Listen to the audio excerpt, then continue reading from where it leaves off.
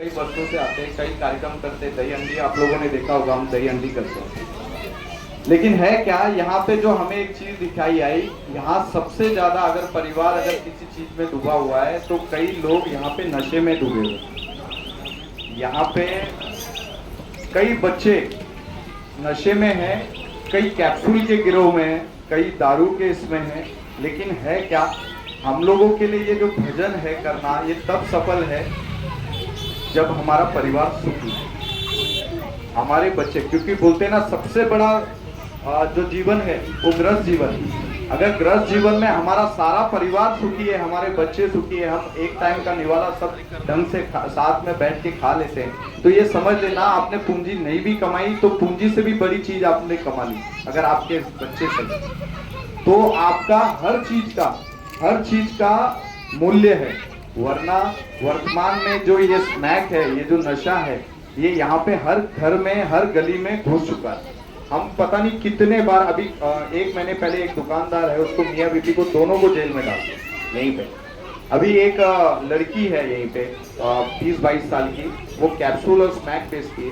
पता नहीं कितने लोग आते हैं वहां पे, कितने बच्चे हमने अंदर पकड़ लिए छोटे छोटे जो कैप्सूल और स्मैक लेते हैं उनसे, उसे जेल भेज दिया। लेकिन क्या है, माहौल तभी सुरक्षित होता है जब आप लोग अपने आसपास को देखोगे। आपके बच्चे कहाँ जा रहे हैं, क्या कर रहे हैं, किससे बात कर रहे हैं, किससे बातचीत कर रहे हैं, किससे फोन में बातचीत रहे हैं। अगर आपकी उनकी पूरी गतिविधि पे नजर है तो आप लोग उस चीज पे काबू कर सकते हैं।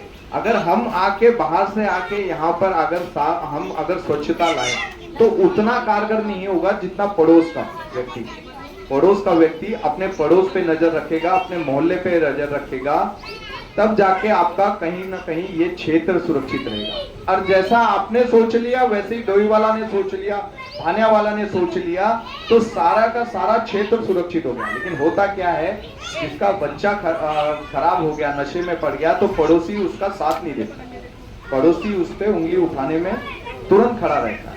जबकि सारे मिलके उस जगह जहां से ये वितरण हो रहा है, वो गलत कार्य हो रहा है, अगर सारे मिलकर प्रहार करें, जैसे आज सारे मिलकर कीर्तन कर रहे हैं ना, अगर कोई एक गा के दिखा दे, मैं मान लूं एक गा के दिखा दे, अगर उसकी आवाज सुरीली निकल गई तो मैं मानता हूं वो सारा कुछ वो अकेला ही बजा ले। जब आप सब साथ दे रहे हैं ना, तब जाके आपकी आवाज भी सुरीली हो रही है और साज भी आ रहा है और सबको अच्छा भी लग रहा है। वैसे ही अगर आपके पड़ोस में, आपके आसपास में कोई बच्चा बिगड़ रहा है या कोई बाहर से आके गलत कार्य कर रहा, तो आप लोग अगर एकजुट होके उसका प्रतिकार करेंगे तो सफल होगी। वरना ये याद रखना, कितना ही डफली बचा लो, भगवान तो खुद आएंगे नहीं, भगवान तो खुद आएंगे नहीं। वो आपको ऊर्जा दे सकते हैं, शक्ति दे सकते हैं, सोच विचार दे सकते हैं कि आप बुराई से लड़ो।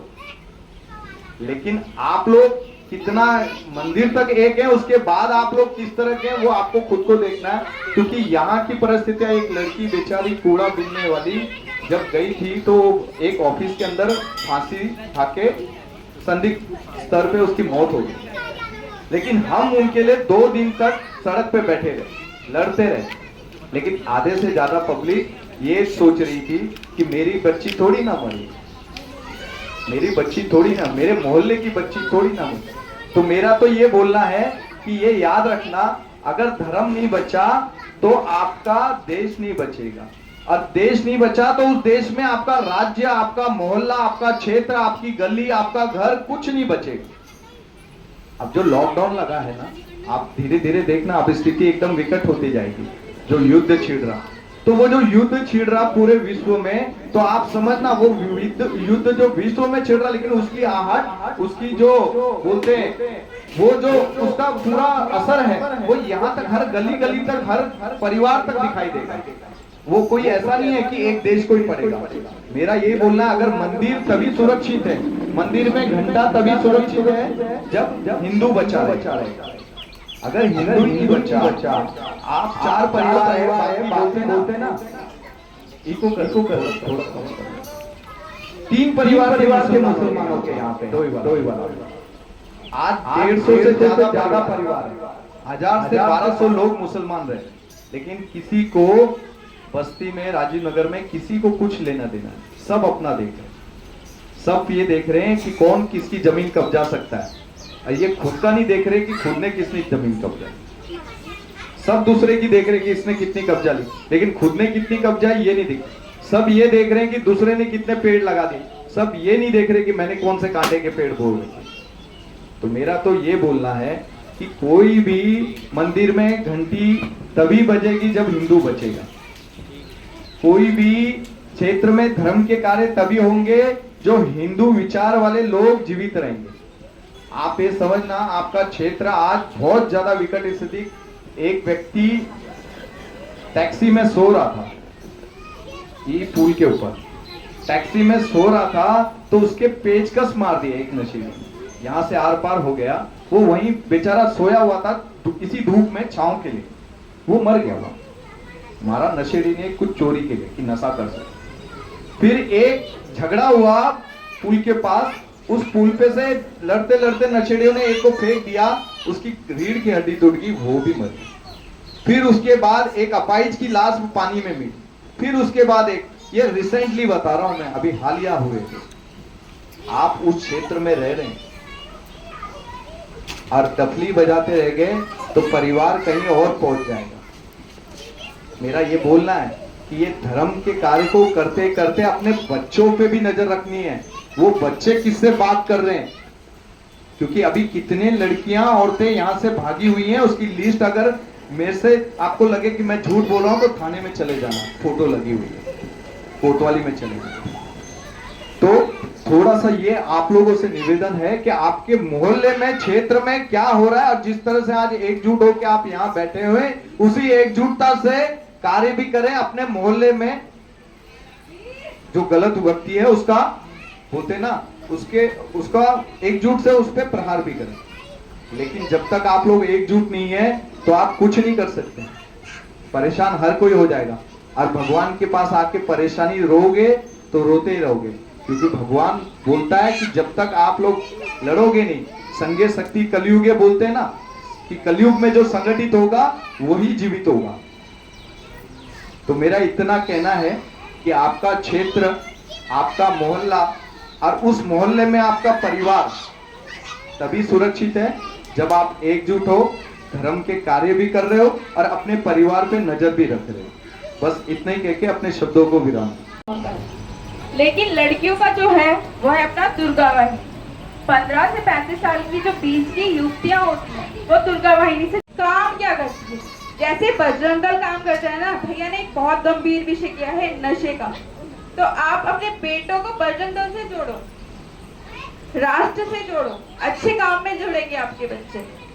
बेटियों को दुर्गा वाहिनी में जोड़ो, आप खुद मातृशक्ति से जुड़ो। आप क्या कर रहे हो, आपका कर्तव्य क्या है, आपने जन्म लिया, लेकिन काम धर्म का तो कर रहे हो, राष्ट्र का भी तो करो, जैसे नरेश भैया करते हैं, हम लोग करते हैं। तो अपनी बेटियों को दुर्गा वाहिनी से जोड़ो। अभी हमारा 7 दिवसीय वर्ग लग रहा है पूरे प्रांत का, उत्तराखंड, जो अल्मोड़ा लग रहा है, जिसमें फ्री में बच्चियों को न्यूज, राइफल, डंडे चलाना, सब चीजें सिखाई जाए, ताकि बच्चियां किसी भी परिस्थिति में फंसे तो वो अपनी रक्षा खुद कर सके। देखो 24 घंटे मम्मी पापा किसी के साथ नहीं रहते।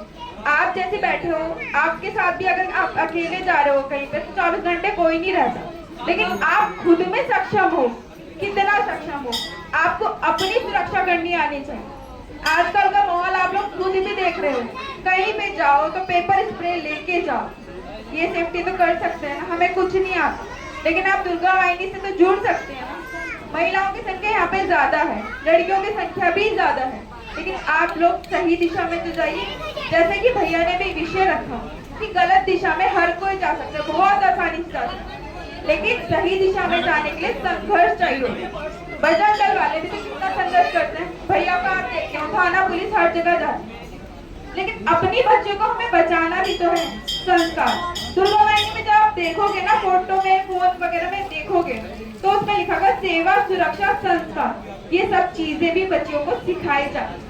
आप देखते होंगे हमारी बच्चियों का, अगर मेरी मानो तो यहाँ पे दुर्गा चालीसा किस किस को याद है, बताना।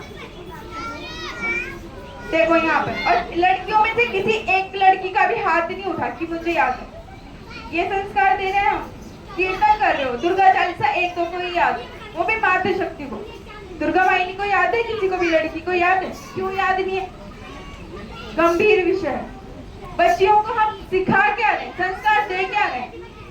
देखो, अगर परिवार सुरक्षित नहीं होगा ना, परिवार में संस्कार नहीं आएंगे, तो लड़की कितनी भी अच्छी हो, पढ़ लिख जाए, लेकिन को दुर्गा वाहिनी से जोड़ेंगे हम लोग। एक बार मेरी बात पे विश्वास ना हो, आप लोग के पास, सबके पास एंड्रॉइड फोन है, आप लोग एक बार उसमें से देखेंगे कि क्या क्या होता है, फिर अपनी बहनों को, बेटियों को, चाहो तो खुद भी जुड़ सकते हो। आप भैया से संपर्क किए, जितने भी अपने मनीष भैया हैं, इनसे संपर्क करना, जिसको भी जुड़ना है तो वो जुड़ सकता है, ठीक है? बेटों का बजरंग दल में जोड़े, बेटियों को आप दुर्गा वाहिनी में जोड़े। बस इतना ही बोला। उद्देश्य भी यही था कि जितने भी यहाँ कर लड़के हैं वो यहाँ पर जुड़े, और इससे जुड़कर उनके जो परिवार है उनके अंदर एक ऐसी श्रद्धा जगाए, या एक भगवान के प्रति एक ऐसी आस्था जगाए कि वो नशे से कहीं ना कहीं दूर हो सके। और कोई बहुत बड़ी बात नहीं है, चलिए खैर वो ना हो, लेकिन जो हमारे नए बच्चे हैं कम से कम उनको ऐसे संस्कार इस मंदिर से मिल जाए। आसपास के जितने भी लोग हैं, ज्यादा इस आसपास के लोगों को जो बच्चे नशे से दूर रहे। हमने कहा बच्चों को आप मंदिर में लाइए, उसके लिए पूरी व्यवस्था कर दी है। हमने कहा बच्चों को खेलने में डालिए, खेलकूद में डालिए, उसके लिए जो व्यवस्था होगी हम लोग करेंगे। जब तक आपके बच्चे मोबाइल से नहीं हटेंगे, मोबाइल बहुत जल्दी बच्चों को बिगाड़ रहा है, ये तो आपने देखा होगा, हर एक बच्चा मोबाइल पे है। देखिए ग्राउंड बहुत अच्छा तैयार हो गया है, इसको हम और अच्छा बनवा देंगे, इसमें खेलने की सारी व्यवस्था कराएंगे। अपने सब बच्चों को इस ग्राउंड में जरूर भेजा करना, पहले मंदिर में आए, प्रणाम करें, फिर अपने ग्राउंड में जाकर अपना अभ्यास करें। और ऐसा नहीं है कि वो खेल रहे हैं तो उनकी शारीरिक विकार तो हो ही रहा है, शारीरिक मतलब मजबूती तो आ ही रही है, लेकिन हो सकता है कि आपका बच्चा कहीं ना कहीं निकल जाए। मैं भी वॉलीबॉल में स्टेट खेला हुआ हूँ जब यूपी का टाइम था, और हम तो ऐसे ही रह गए, समाज सेवा में कहीं नौकरी नहीं लगी, लेकिन समाज सेवा में रह गए। लेकिन हम चाहते हैं कि यहाँ से बच्चे वॉलीबॉल में, क्रिकेट में, फुटबॉल में, सब चीज़ में बच्चे निकलें। उसके लिए ग्राउंड तैयार हो गया है, और आप यहाँ पर बच्चों को जरूर भेजें। हम कोशिश करेंगे कि इस ग्राउंड में एक छोटी सी अकेडमी खोल लें, जिससे कि बच्चे यहाँ पर इसको यूज कर सके। नहीं तो यहाँ पर आए दिन नशे वाले लोग बैठे रहते हैं, जो यहाँ पर नशा भी करते हैं, कोई इधर उधर से आते हैं, तो इसको हम कम से कम विकसित करेंगे यहाँ पर। आप सबकी रजामंदी है, सब बच्चों को भेजेंगे। फिर यहाँ पे जो छोटे बच्चे हैं 5 साल से लेकर 15 साल तक के बच्चों को, और अगर जरूरत पड़ेगी तो एक कोच भी वहाँ पे रख देंगे, जिससे कि वो बच्चों को, क्योंकि ये रैन बसेरा बनाया है, यहाँ पर जो गरीब लोग आते हैं, मेरे ख्याल से तो अभी कोई रहने की व्यवस्था ऐसी खास है नहीं यहाँ पर, लेकिन हम कम से कम बच्चों को खेलने की व्यवस्था तो यहाँ पर कर देंगे। उनके फुटबॉल, वॉलीबॉल, जो भी उनको चाहिए वो यहाँ पर उपलब्ध करा देंगे। हम बच्चे यहाँ खेल सकते हैं, मंदिर में रखेंगे, और यहाँ से जो भी बच्चा जाए अपनी जो खेलना वो लेके जाए और वहाँ पर खेले। धन्यवाद आपका बहुत बहुत। आप स्वस्थ रहें, आप इसी तरह से सूरत प्रदेश की गुरु गोरखनाथ की जय हो।